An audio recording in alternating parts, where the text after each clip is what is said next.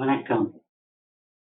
சிதம்பரம் திரு சுரேஷ் அவர்கள் பரதநாட்டிய ஜதிகள் 108 என்ற புத்தகத்தை வடிவமைத்துள்ளார்.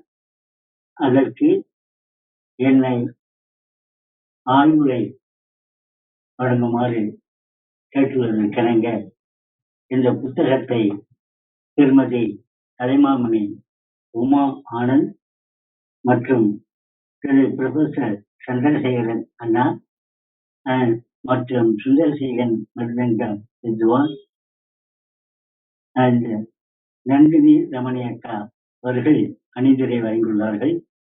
இந்த புத்தகத்தை நான் படித்து பார்த்த பொழுது மிக அற்புதமான முறையில் ஒவ்வொரு கால அளவீடுகள் மற்றும் குறியீடுகள் அண்டு ஒரு கலை ஆதிதாளம், இரட்டக்கலை ஆதிதாளம் போன்ற விவரங்கள் தமிழிலும் ஆங்கிலத்திலும் அற்புதமாக எழுதியுள்ளார். ஒரு ஜெதியினுடைய அமைப்பு பூர்வாங்கம், அதில் சொற்கட்டுகள் அமைந்திருக்க வேண்டும். உத்தராங்கம் முடிவுகளில் தீர்மானம் அமைந்திருக்க வேண்டும். அடுத்தது வஜ்ரா வஜ்யம் என்று சொல்கின்ற எதுகை மோனை அமைப்பில் இருக்க வேண்டும் சொற்கள். அடுத்தது லட்சண லட்சிய பாவத்தோடு ஜதிகள் பேட்டன் இருக்க வேண்டும்.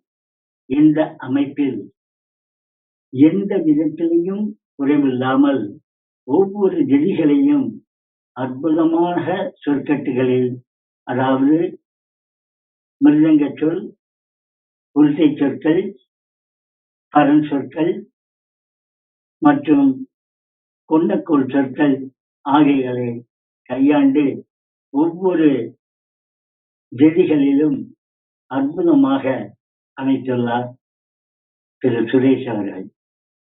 திரு சுரேஷ் தம்பி அவர்கள் நாட்டியத்தை உமா ஆனந்த், கண்டபாணி பிள்ளை, பத்மஸ்ரீ அவர்களின் பாணியிலும் மற்றும் சி.வி.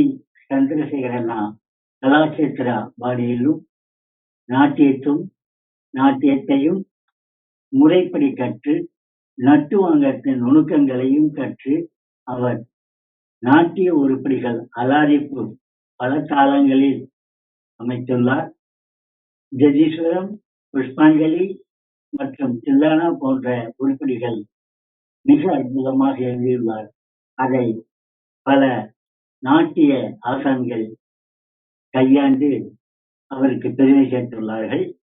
இந்த சிறிய வயதில் ஒரு மிகப்பெரிய வித்வான் அவர்களின் ஞானத்துடன் அமைக்கப்பட்ட ஜதிகள்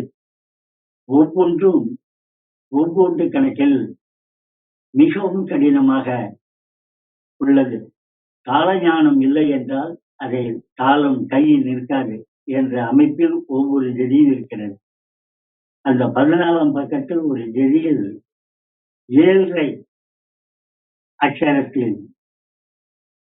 பிறகு உத்திராங்கட முடிவில் மிக அருமையாக 1, 2, 3 என்ற கணக்கில் அந்த முடிவை அழகாக அந்த ஜெயில் அமைத்துள்ளார். இவரது இந்த புத்தகத்தில் அமைந்துள்ள அனைத்து ஜதிகளும் ஒவ்வொன்றும் அரிய புதிய தொடக்கத்தில் இல்லாத ஜதிகள் மற்றும் எதிகள் அமைந்துள்ளது.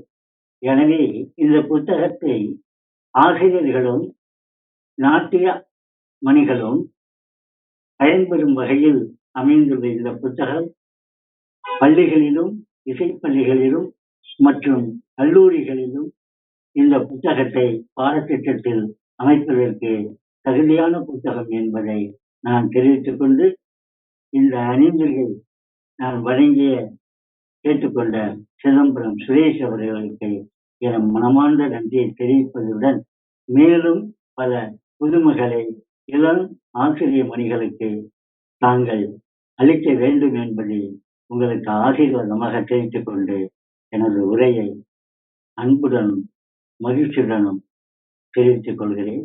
நன்றி, வணக்கம்.